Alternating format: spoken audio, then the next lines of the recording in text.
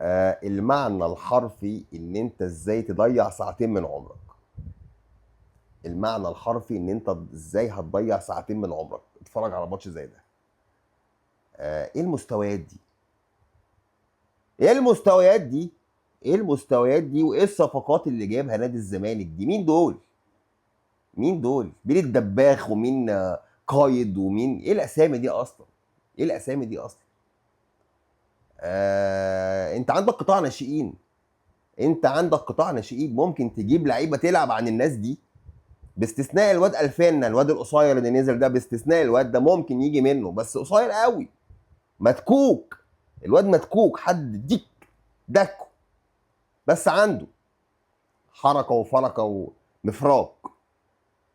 لكن ساعتين ما فهمش بربع جنيه كوره، حاجه كده يعني تخليك تكره ما تتفرجش.